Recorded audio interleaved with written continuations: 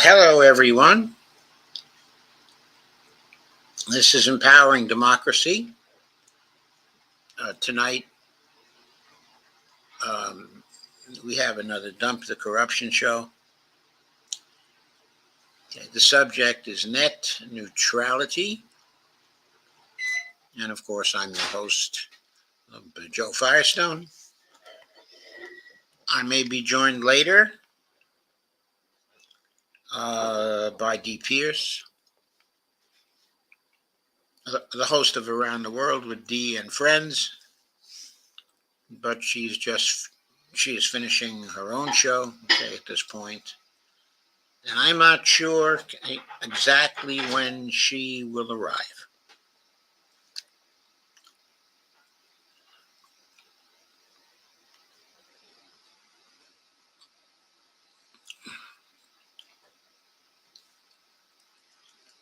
So,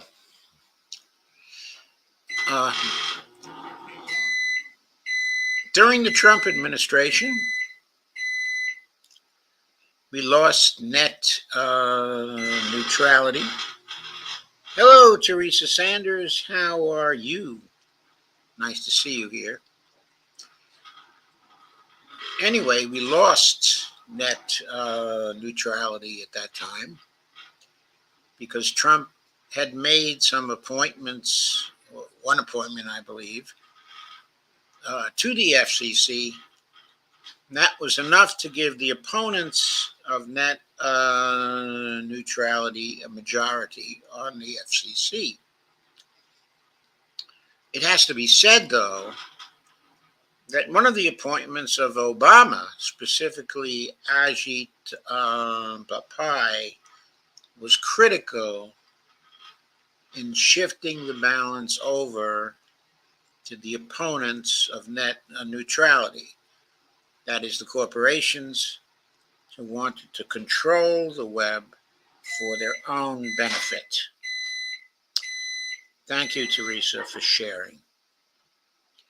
So, I'm going to pick up that story now because, of course, there was considerable corruption there. All kinds of pressures from the big powers on the web to get advantages for themselves from the platforms, and the providers, so that certain people would be slowed down, certain people would be speeded up, certain people would be getting better service, and it was all at once something legal, which it had never been before. During that period of time, there was a lady by the name of Jessica Rosenworcel who opposed the changes, and who was a champion of net neutrality. And that's where we are going to take up the story. Specifically, there was a piece that appeared some time ago in Common Dreams. There's a picture of Jessica Rosenworcel.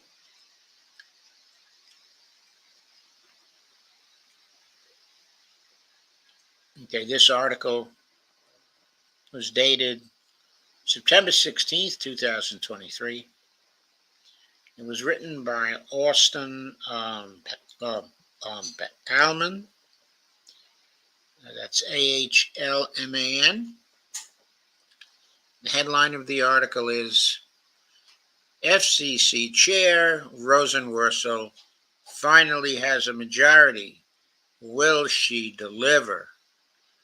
Of course, when President Biden came into office, he gave to Rosenworcel the chair position, but she still didn't have a majority. Subtitle of this article is If Gomez, Starks, and Rosenworcel prove ready to follow President Biden's lead in cracking down on dangerous concentrations of private power and control. I don't see that he's done very much cracking down on this, but there was some talk about this, and one of the areas in which it was supposed to be implemented was the area of the FCC and the internet specifically. So,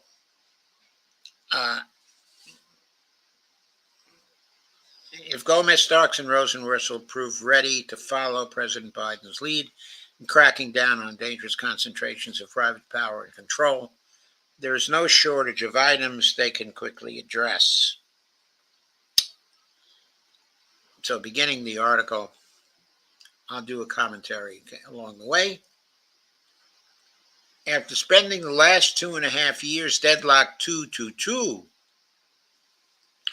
the FCC has re-entered the policy battlefield with confirmation of new commissioner Ana Gomez last week. Democratic appointees now hold a majority for the first time since the Obama administration. Thanks, honey. The standoff has meant that few regulatory decisions of importance have been made since President Joe Biden took office.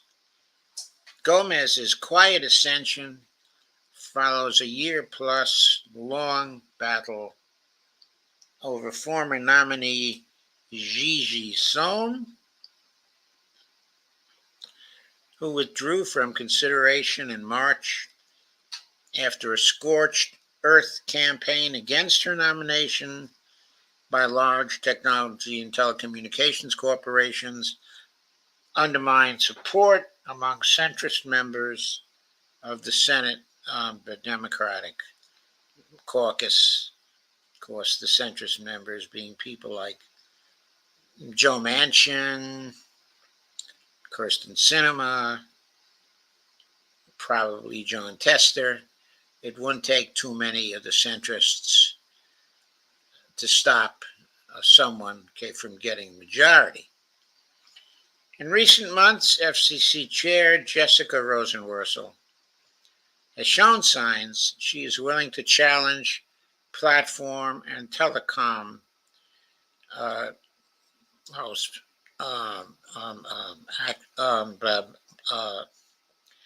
monopolists, and Democratic Commissioner Jeffrey Starks has demonstrated strong reformist instincts. This means the FCC's direction appears to hinge on Gomez's appetite for taking on these powerful corporations. Gomez's mix of experience in both the public and private sectors smoothed her path to confirmation, but led to some questions about whether she is up for big fights.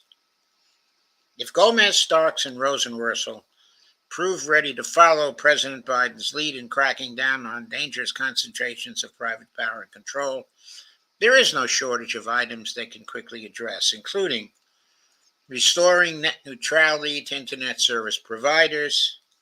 In most advocates' view, the Commission's top priority is to again categorize the internet as a common carrier service, quote unquote, under Title II of the Communications Act of 1934. The 2015 implementation of net neutrality provisions under Obama-era FCC Chair Tom Wheeler was the crowning achievement of the open internet movement before being reversed by Trump-appointed FCC chair, Ajit Pai, in 2018. I have a couple of things to say about this. First, Tom Wheeler was not originally for net but neutrality, but there were demonstrations in front of his house and protests, and he became a convert to supporting net but neutrality, and that's why it passed. I want to emphasize, if I'm not mistaken, that Ajit Pai,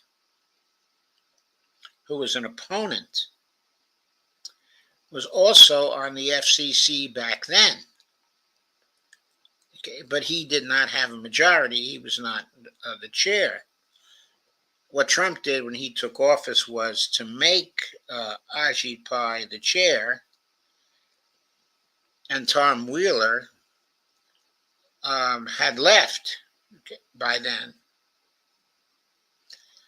And so Trump was able to appoint someone else who was an opponent of it. And so net neutrality was lost. Going on. Net neutrality is a rare issue where public advocates and large tech companies mostly align, sharing distrust of a regulatory regime that gives to independent service providers, the ISPs, the power to discriminate against some internet content by controlling the speed at which it is accessed. With every Democratic commissioner previously voicing support for reclassification, the restoration of net neutrality appears to be a foregone conclusion. 2. Applying net neutrality principles to Google, Facebook, and Twitter.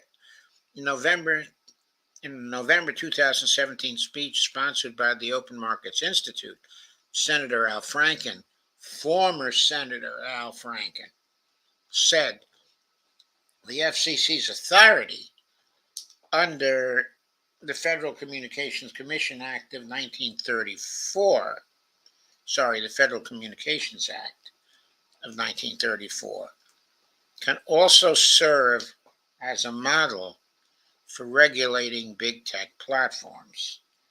A reinvigorated FCC could quickly move to take up this challenge from Franken, who earlier had been a leading champion of net neutrality, by declaring the platforms to be essential online communications infrastructure and regulating them,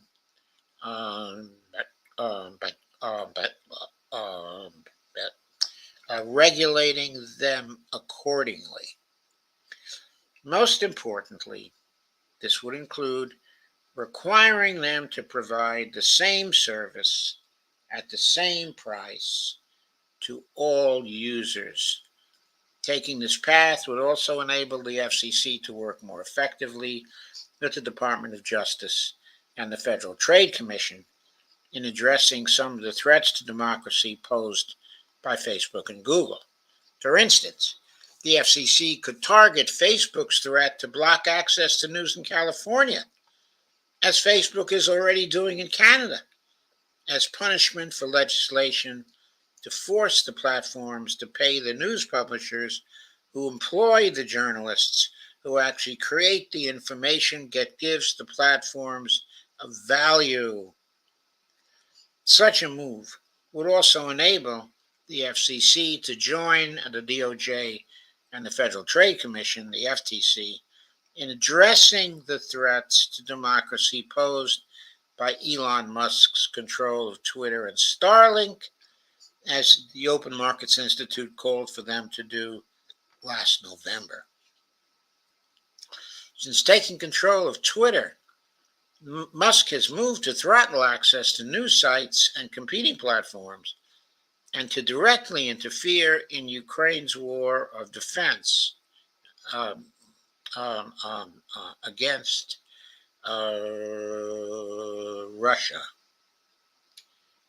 Well, it seems to me it's debatable that it was a war of defense in that particular case.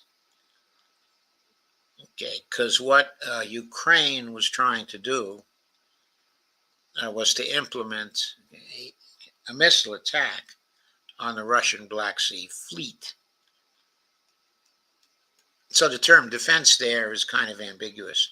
But anyway, going on. 3, reversing Trump-era deregulation of television broadcast stations. Under former chair Ajit Pai, the FCC drastically cut restrictions limiting cross-ownership of print media and television broadcast entities, allowing for greater concentration in smaller media markets. Building on the Obama era's FCC's questionable decision to scale back restrictions on foreign investments in broadcast stations, the Trump era FCC,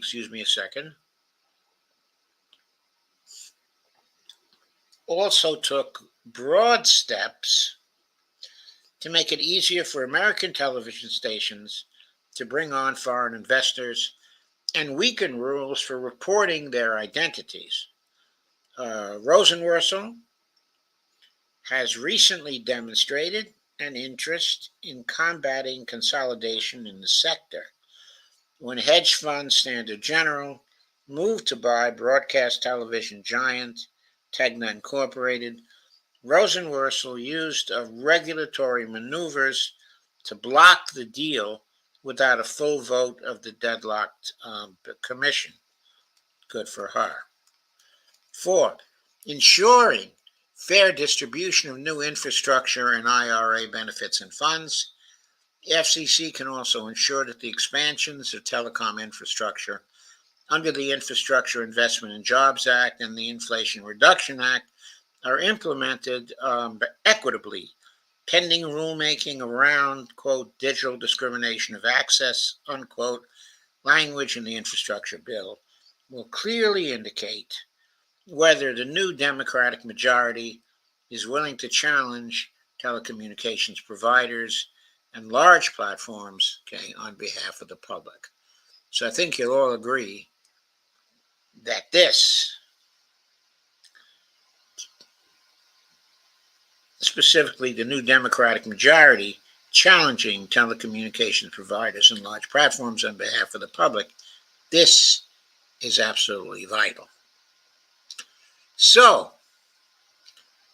our second article tonight deals with just that. There's Jessica Rosenworcel again. FCC chair confirms plan to reinstate net neutrality rules eviscerated under Trump. That's the headline of an article by Jessica Corbett on September 26, 2023 in Common Dreams. The tagline is to allow a handful, okay, of the monopoly aspiring gatekeepers to control access to the internet is a direct threat to our democracy, said Michael Copps, a Common Core special advisor and former FCC commissioner.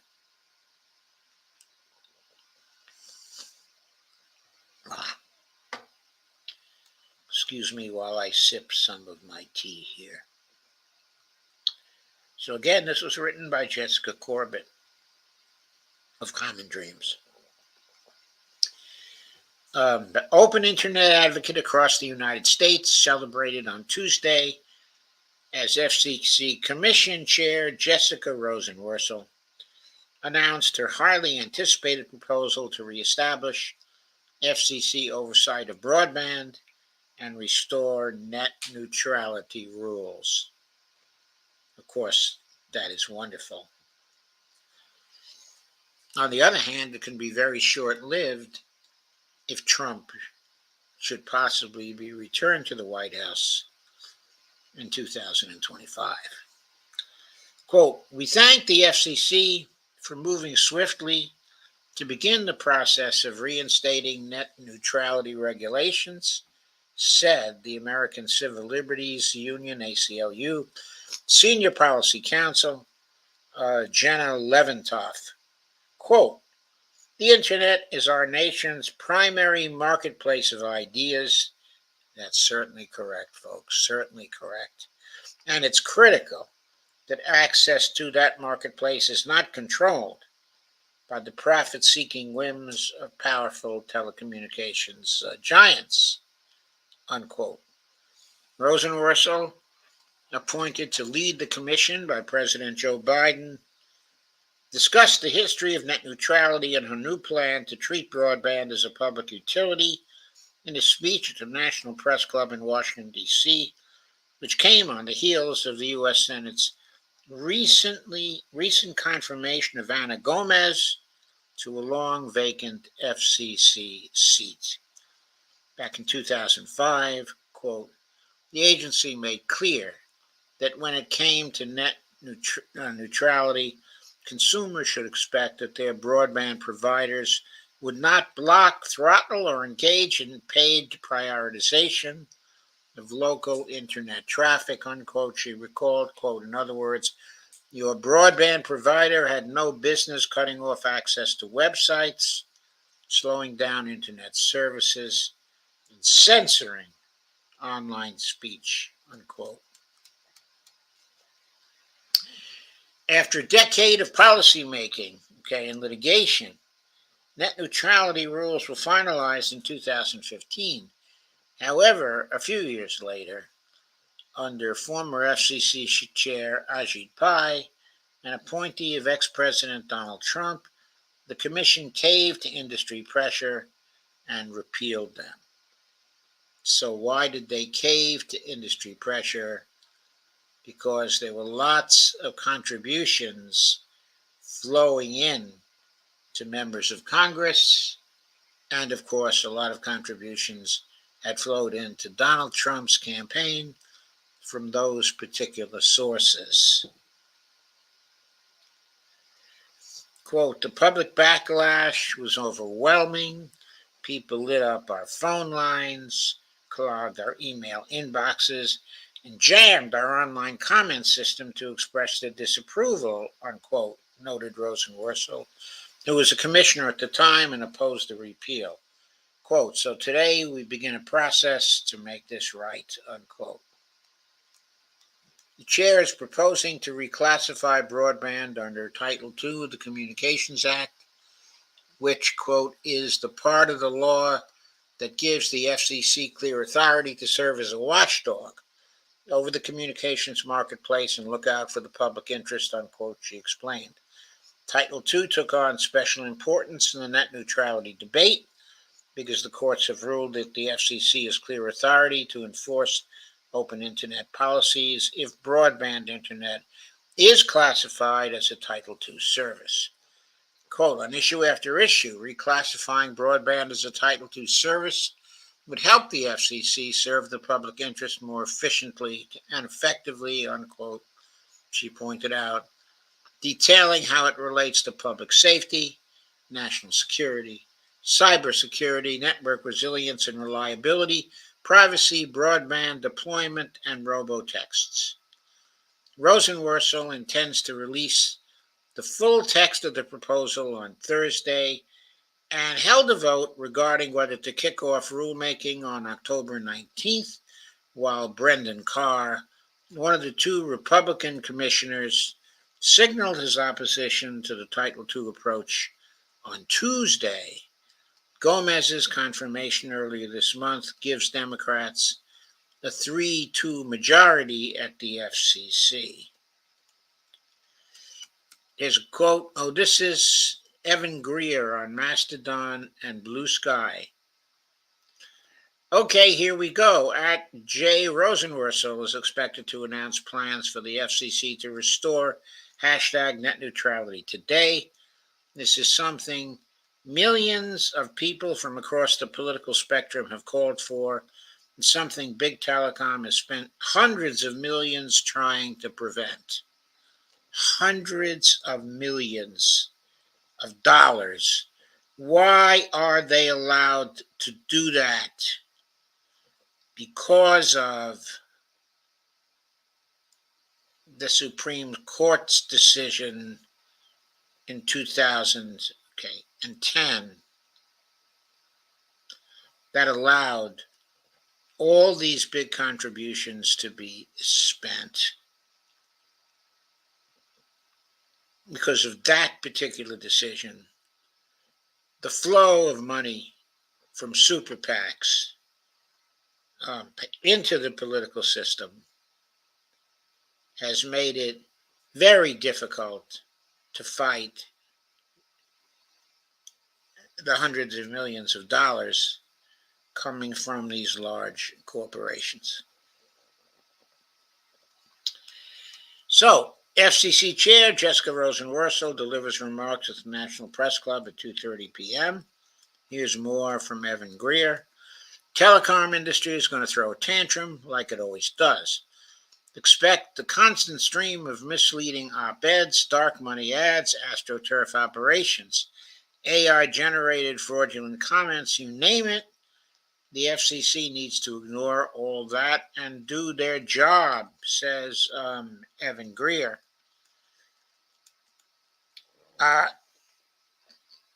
This is a statement from fightforthefuture.org. Statement: the FCC should ignore the inevitable flood of telecom industry astroturfing with the swearing of Ana Gomez, the fifth Federal Communications Commissioner, FCC Commissioner. The deadlock has been broken.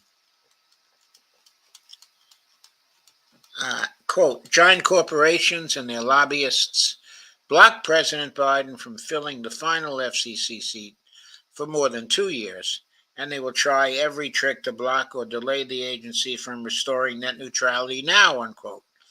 Demand Progress Communications Director, specifically Maria Langholtz, warned Tuesday, quote, the commission must remain resolute and fully restore free and open internet protections to ensure broadband service providers like Comcast and Verizon treat all content equally, which they're certainly not doing now. Quote, Americans, unquote, internet experience should not be at the whims of corporate executives whose primary concerns are the pockets of their stakeholders and the corporation's bottom line, unquote, she added, also applauding the chair. Free Press co-CEO Jessica J. Gonzalez similarly praised Rosenworcel and stressed that, quote, without Title II, broadband users are left vulnerable to discrimination, content throttling, dwindling competition, extortionate and monopolistic prices, billing fraud, and other shady behavior. Yes, without Title II, it's open to all that.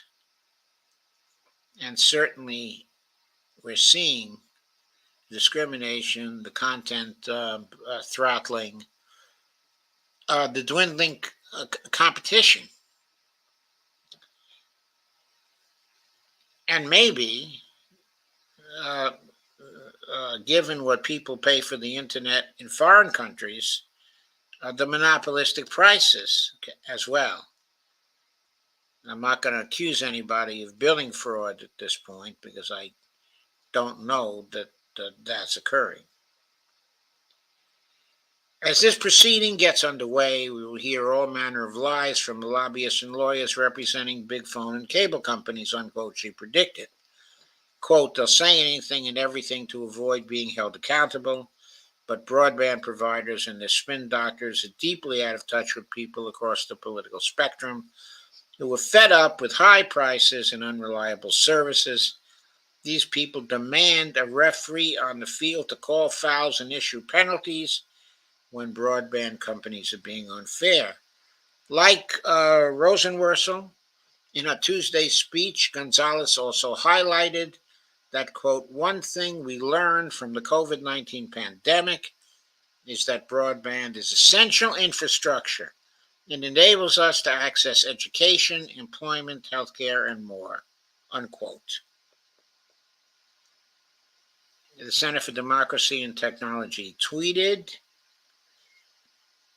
replying to itself, reinstating net neutrality is important to ensure consumers have non-discriminatory access to all lawful content and services on the internet and are protected against the risk of harmful and anti-competitive actions by broadband internet service providers.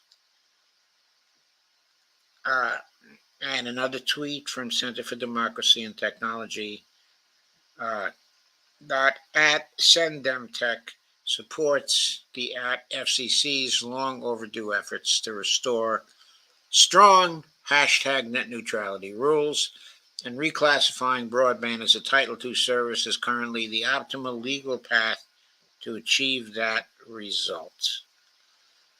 That, quote, more, unquote, includes civic engagement, as leaders at Common Cause noted Tuesday. Uh, uh, Ishan Mehta, who directs the group's media and democracy program, said that, quote, the internet has fundamentally changed how people are civically engaged and is critical to participating in society. Today, it is the primary communications platform, a virtual public square, and has been a powerful organizing tool, allowing social justice movements to gain momentum and widespread support, unquote. After the Trump era repeal, Mehta explained, quote, we saw broadband providers threaten popular video streaming services, degrade video quality, forcing customers to pay higher prices for improved quality, offer service plans that favor their own services over competitors, and make hollow, voluntary, and unenforceable promises not to disconnect their customers during the pandemic. Given how broadband providers have behaved, Michael Copps, a Common Cause special advisor,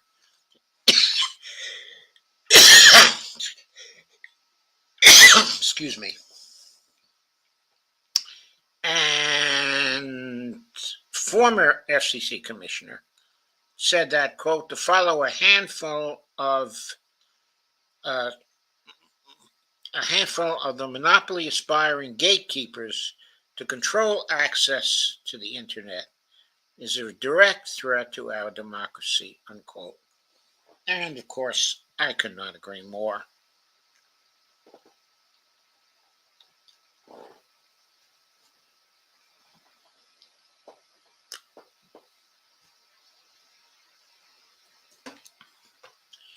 Rosenworcel's speech came a day after U.S. Senators Ed Markey and Ron Wyden, Ed Markey is a Democrat from Massachusetts, of course, and Ron Wyden is a Democrat from Oregon, led over 24 of their colleagues in sending a letter calling for the restoration of net neutrality protections. The pair said in a statement Tuesday that, quote, broadband is not a luxury, it is an essential utility, and it is imperative that the FCC's authority reflects the necessary nature of the internet in Americans' lives today, unquote. Quote again, we need net neutrality so that small businesses are not shoved into online slow lanes, so that powerful social media companies cannot stifle competition, so that users can always freely speak their minds on social media and advocate for the issues that are most important to them, unquote, they said. And quote again, we applaud Chairwoman Rosenworcel for her leadership and look forward to working with the FCC to ensure a just broadband future for everyone, unquote. So, all that is very hopeful, extremely hopeful, I would say. But we also have to emphasize that this fight is not over. It has only just begun. And we have to expect that the communications corporations, the very large ones, will use their considerable financial power in every way possible to propagandize against this restoration of net neutrality. It cuts into their profits. It's opposed to their control over content. It democratizes the internet once again, and the oligarchs don't like to see that. Winning this fight is essential for our democracy, and we all must realize that we are in that fight and that we have not won it yet. We need to support the FCC and Jessica Rosenworcel, its chair, and we can help support by exposing the Congress people and the senators who have been paid off by the communications industry and who will, of course, defend the privileges that the platforms have now to bias and control content on the internet. So we have to get involved in that fight. But I don't want to signal out a single issue that we have to get involved in to the exclusion of other issues. Yes, we have to be involved to some degree in that fight. But more than that, we have to be involved in the dump the corruption fight, in general, because that is a key to many, many other fights. We have to destroy the influence of money to the extent we can over the House of Representatives, over the Senate, and over the President of the United States. We have to get rid of the toxic money.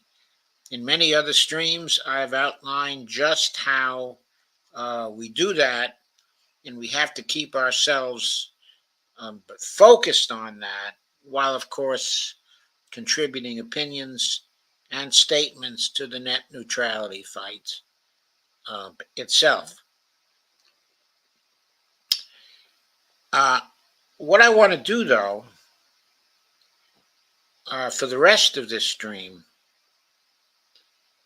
is to take up another issue of oligarchy and censorship.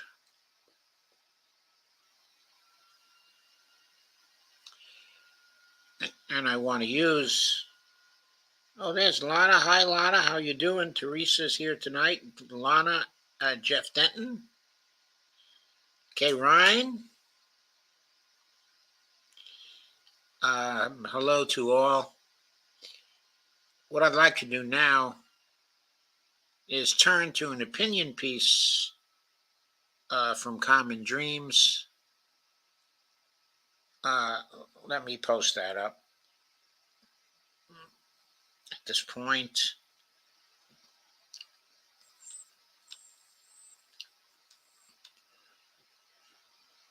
What this one is about is White House censorship over science.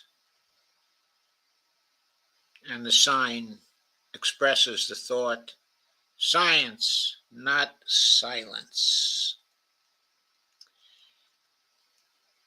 The headline is White House censorship in the name of scientific integrity.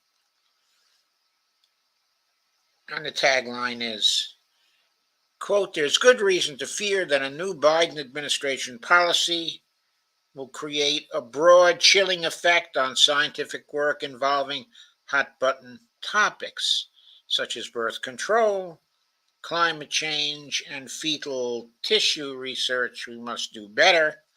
Of course, an obvious category he failed to include there is scientific work relating to pandemics, okay, of any kind, because the administrations of both Donald Trump, okay, and Joe Biden have been creating a broad chilling effect on scientific work in that particular category.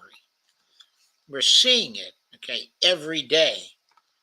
We're seeing it through influence on the media and what the media is allowed to cover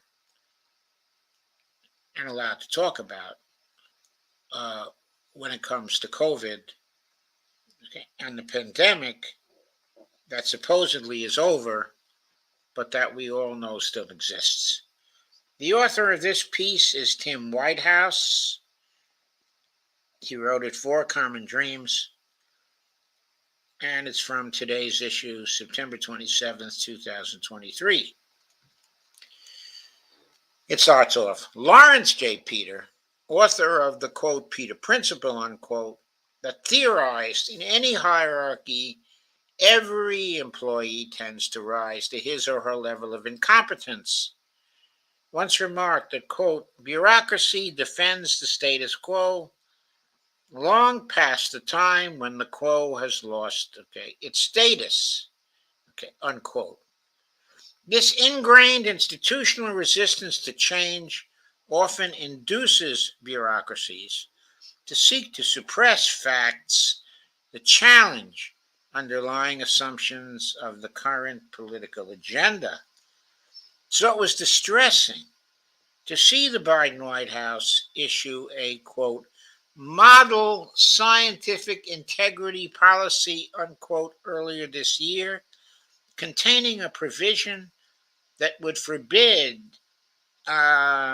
any federal scientist from, quote, making or publishing, unquote, any statements, quote, that could be construed as being judgments of or recommendations on, unquote, any federal policy without permission. It was doubly ironic that this new prohibition is contained in the section that purports to promote transparency and the, quote, free flow of scientific information.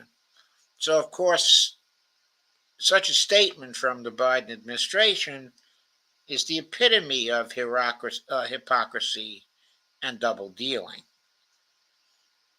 It's not about the free flow of scientific information, okay, at all. It's about censoring certain judgments made by scientists if they don't agree with federal policy. This provision was based upon a similar bar contained within the U.S. Department of Agriculture's scientific integrity policy adopted in 2014. USDA's is the only federal scientific integrity policy with such a prohibition. The USDA has used this provision mainly to assuage concerns expressed by agrochemical companies and other, quote, stakeholders, unquote. In this regard, the provision has been invoked to order a staff entomologist to remove his name from a peer-reviewed journal article on how monoculture farming reduces diversity in insect populations, thus limiting beneficial pollinators. That same provision was also cited as the basis for barring a scientist from speaking at a conference about the effects on pollinators from genetically modified crops and the insecticides used to treat them. That scientist later resigned in frustration after concluding that groundbreaking research would be impossible to pursue inside of the USDA. So you see how essential it is that the policy of the Department of Agriculture not be generalized to the rest of the government, as evidently the Biden administration is planning to do. Unfortunately, the early implications are that with White House support, other agencies will adopt this gag order in their scientific integrity policies. This summer, the Department of Health and Human Services proposed to add this prohibition in its policy. It is now in its final stage of approval, meaning that it may soon apply across the entire 1.7 trillion HHS, its 12 divisions, and 9 separate public health agencies, including the Centers for Disease Control and Prevention, CDC, National Institutes of Health, and Food and Drug Administrations. Altogether, these agencies have roughly 78,000 employees, most of whom perform scientific or technical work that would be covered by the new policy. So this is a way of muzzling those 78,000 employees who do scientific or technical work, preventing them from speaking their minds when speaking their minds would be so essential to debates over public policy. The reason why this is so obnoxious and dangerous is because scientific findings are fallible by their very nature. Fallibilism is the most important characteristic of science. And when you prevent the free flow of information, criticizing what has been accepted by science, you block the path, of inquiry. You block the possibility of change. You block scientists from finding out whether previous science was correct, or not. And that, of course, blocks the way to needed change, because much of science, maybe most of science, at any given moment, will be proved false at some later time. The way must be open to the free flow of information, and to criticism. It is pernicious to write this kind of policy for the government, and it shows the bankruptcy of minds that want to control scientific debate, the intellectual bankruptcy and the moral bankruptcy of those minds. There is good reason to fear that this new policy will create a broad chilling effect on scientific work involving hot-button topics, such as birth control, climate change, and fetal tissue research. Again, he avoids the pandemic areas. I don't know why he's avoiding the pandemic areas. For example, it's recently been shown that the COVID vaccines, specifically the mRNA vaccines, the new technology vaccines, do not stay in your arm when there is an injection. At the beginning, when these vaccines were started, it was said that the vaccine molecules themselves would stay in the vaccination site, would not spread to the rest of the body, that the nanomolecules involved would not spread to the rest of the body. They would stay in the arm and they would stimulate some reaction from the immune system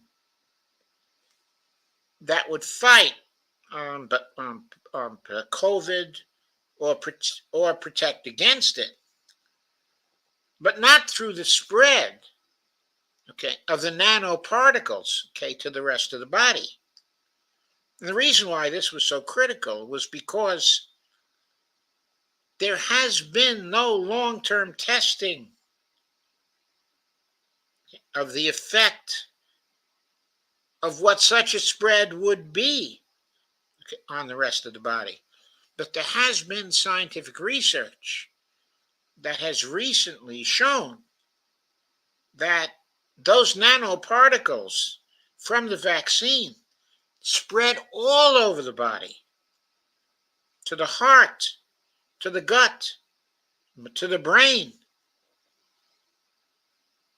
all over the body, go through the bloodstream and spread all over the body, and nobody knows the long-term effects, okay, of this, because there has been no testing of the long-term effects, okay, of this. We don't know whether the health authorities at the CDC and other agencies lied to us about the spread to other parts of the body, but recent scientific research has shown that that spread takes place, and even specifically with respect but to pregnant women, that the breast milk, okay, becomes a site of for the nanoparticles, spreads to the breast milk of people who are pregnant. What the effects of this are, we don't know yet. More research has to be done, okay, on that. But my overall point here is that continuously new findings are being made about the effects of the COVID vaccines, okay, on people. Meanwhile, the pharmaceutical companies are moving forward with new flu vaccines that are using the technology, okay, of mRNA as well, uh, without doing long-term research on the long-term effects of the spread all over the body, okay, of the nanoparticles. We do not need the same thing happening with respect to flu vaccines. Yet the private sector, okay, and the governments are rushing to produce these new flu vaccines, again without testing the long-term effect, okay, on people. Okay. For example, going on with the article, a far more limited congressional ban on the use of research funds, quote, to advocate or promote gun control caused the CDC to cease all gun violence research for more than 20 years until that legislative language called, okay, the Dickey Amendment was finally narrowed in 2019. Okay, applying a broad prohibition on anything that, quote, could be construed as a comment or recommendation on any federal policy, and all research at HHS would be tantamount to putting the Dickey Amendment on steroids.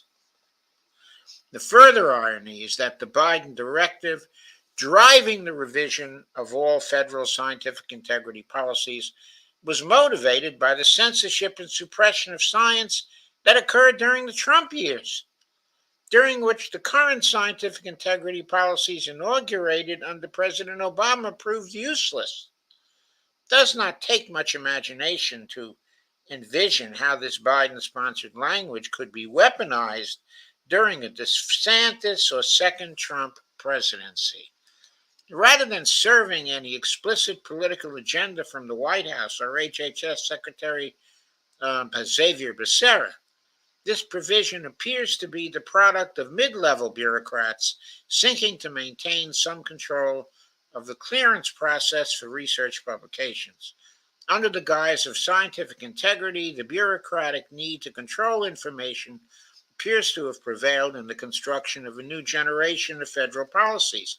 It is especially galling that a ban on discussing the implications of research is part of a scientific integrity policy. Scientific research with policy implications is often most at risk of suppression or political manipulation, and thus in greater need of protection rather than condemnation. Nevertheless, this prohibition on statements that could be perceived as a comment or recommendation on any federal policy may spread across a score of agencies that are now in the process of revising their scientific integrity policies. It is easily foreseeable that this provision could be used to punish scientists or stifle research deemed controversial, such as, quote, U.S. Environmental Protection Agency research showing that toxic PFAS, quote, forever chemicals, unquote, or other pollutants are penetrating our food chain due to inadequate regulatory or enforcement policies. Second bullet point, research showing that dangerous viruses and other pathogens are at risk of release from U.S. Geological Survey wildlife research laboratories due to the absence of independent biosafety reviews. Or, third bullet point, studies showing that water quality degradation and desertification are increasing across western rangelands due to overgrazing on Bureau of Land Management livestock allotments. On top of everything else, such a prohibition is patently unconstitutional as applied to government scientists speaking or writing as private citizens, since the public interest in the issue would almost always outweigh any potential disruption of efficient government operations. Even if expressing these views is legally protected, government scientists should not need to cast a profile and courage to discuss the implications of their research openly. Federal bureaucracies do not need more opportunities to quash controversial findings or dissenting views. The Biden White House should pull the plug on this ill-considered restriction. This is a very timely warning and should be picked up, by all of us. And by the way, corruption is probably also behind it because the federal bureaucracy at the middle level is penetrated by special interests who often go to visit public servants to talk to them about this issue or that and the implications of the research being done under their supervision. So there is private money intervening, in that way. Don't think for a second that the middle level bureaucrats in the federal government do not speak to private sector interests or are not involved with private sector interests or do not interact with private sector interests at their conferences. They do. That's a favorite way of getting influence over the bureaucracy and over the federal government.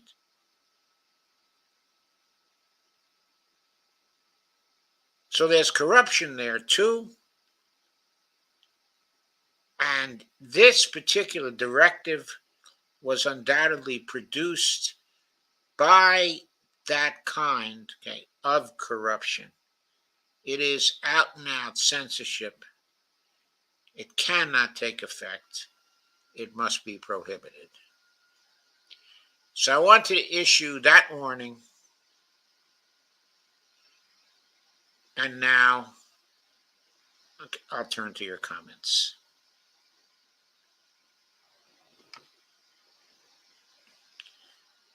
Uh,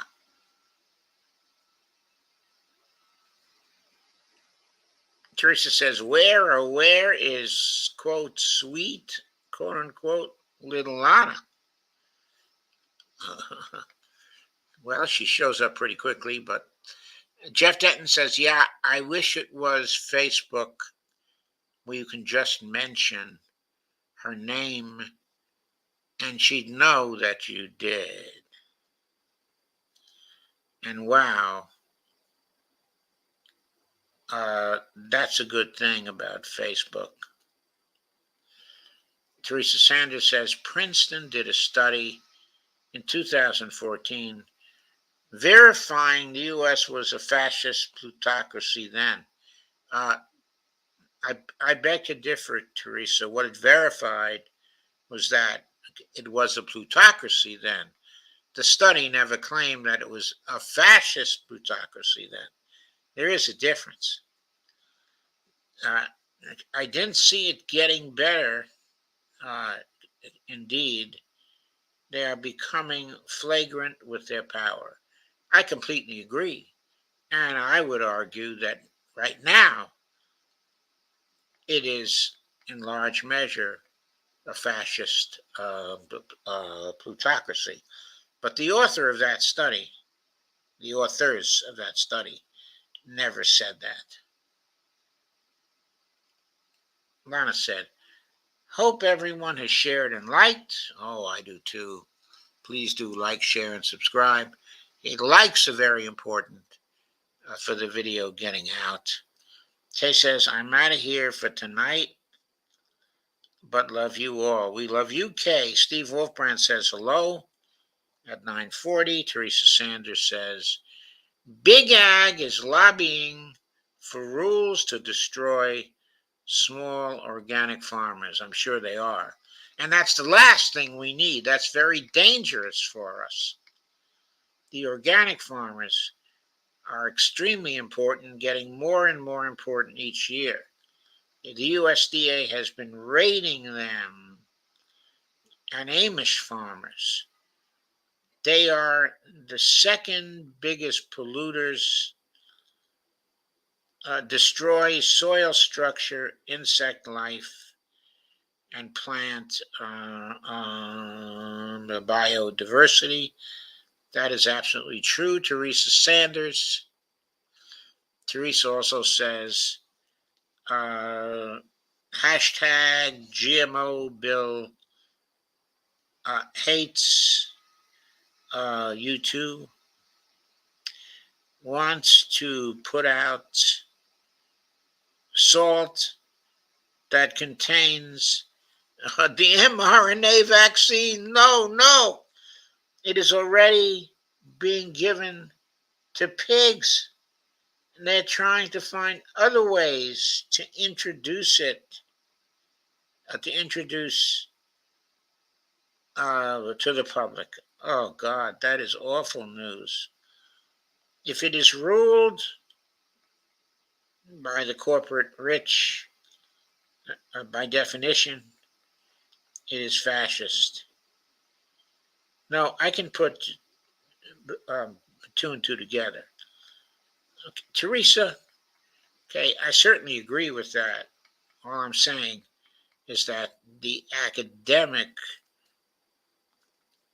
uh, the researchers, okay, the academics did not conclude that the United States was a fascist plutocracy.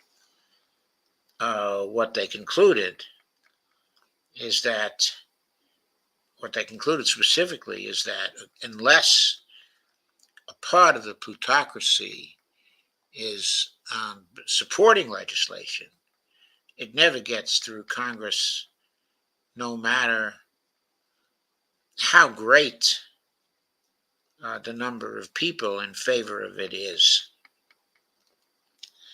Lana asks, where is Dee tonight?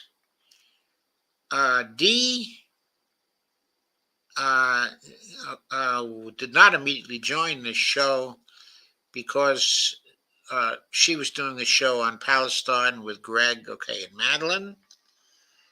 Uh, Other than that, I don't know where she is. Uh, by 9 o'clock, we hadn't finished that show, so they went on with it. I don't know how long it lasted. Might have lasted so long that she thought there was no purpose, okay, in coming here. Uh, I did leave the StreamYard link to this show for her, and she certainly could have come in, okay, at any time. But I'll find out uh, why she didn't arrive live. Anyway, other comments. No, they just concluded it was a autocracy, but they did say we were no longer a democracy. They did, and I certainly agree with that. I don't think they would dare call it fascist, but the merging of corporate and public power is that. Absolutely right, Teresa. I entirely agree with you. That was the definition proposed by Mussolini himself, the modern founder, okay, of fascism. So, where are we now? Okay, on another day, would you discuss Fed versus state versus community banks and how they fund their loans? Uh, I may take that up, okay, on another day. I haven't studied closely, okay, the differences. Uh, Commercial banks, federally chartered, but commercial banks fund their loans uh, by simply creating them out of thin air. They have that policy as part, okay, of the federal system. I'm not sure at this point how the state and community banks work. Lana says also public banks. Teresa says eating a late dinner of ribeye and salad. Yum. Thanks, Food Pantry. Hope you're enjoying your dinner, Teresa. We here are off beef and lamb too, pretty much for the whole year. We make an exception on Thanksgiving. We're basically off of red meat and eat fish and chicken and many fresh vegetables. We have lately been following a diet known as the Bredesen diet. Okay, it's been offered by Dr. Dale Bredesen as part of a protocol uh, to reverse the onset, okay, of Alzheimer's disease. Solana says it seems like something Joe Biden badly needs.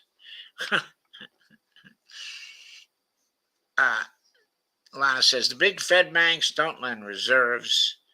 They make loans with new dollars. I know that. I want to draw the differences. Someone asked me, but I don't have the info.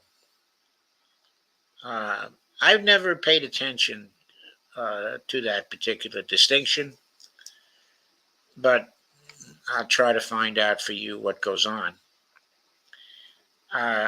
Teresa says, next week I'm going to attempt to eat a year's worth of seafood in 1 week.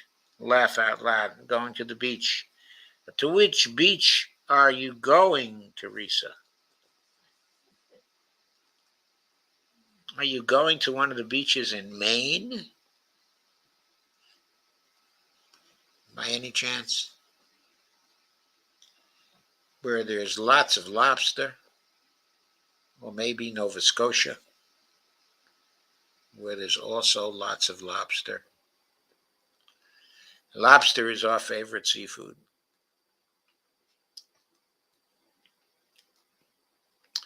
Any other questions or comments?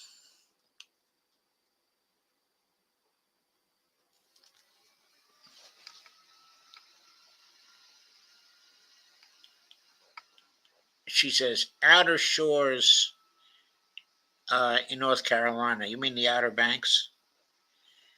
Lana says, we're going to the Outer Banks next week in North Carolina with our friend, whose name is Margaret. Okay, I've been to the Outer Banks.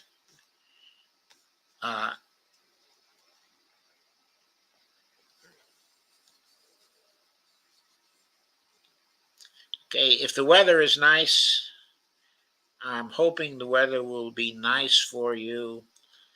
I think they had some flooding there just this past week or past 2 weeks or so from a tropical storm.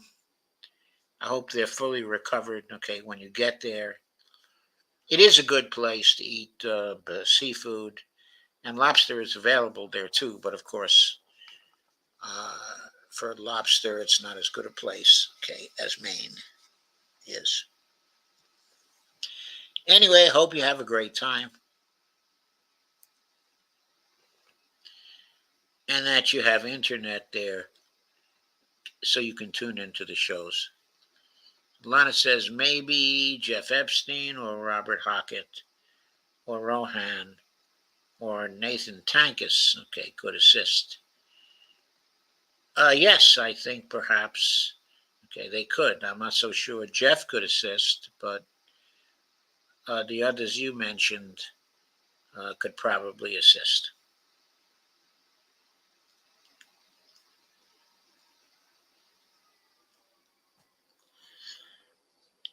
And Lana says, please join us tomorrow evening at 7 p.m. with my friend Greg, a healthcare advocate, to discuss the burning planet. He is an anthropologist, okay, an archaeologist. Well, if you want to leave the link where we can get to him, Lana, you're welcome to do that.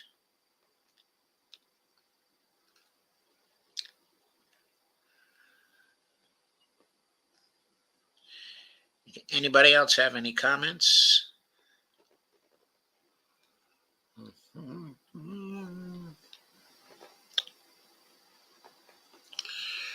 If not, I'm going to remind you that tomorrow night, okay, is neoliberalism night here, okay, in Empowering Democracy.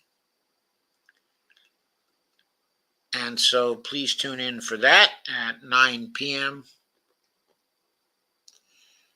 I'm not quite sure what I'm going to focus on tomorrow night.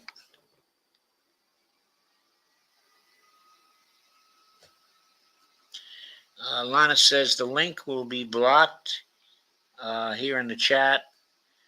Could you possibly leave it on Facebook then, Lana?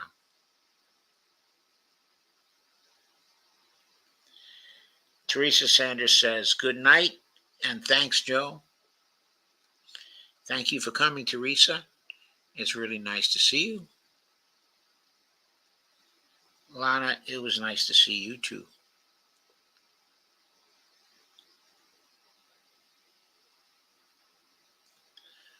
Lana says, good night and thanks for the reminder about net neutrality. Oh, you're very welcome. That's net neutrality is very important to me and to democracy. So here we are. Lana says yes, link on Facebook. Thank you, Lana. So everybody, Lana will leave the link on Facebook. I'm going to end the stream right now. Good night, everybody. I'll see you tomorrow night.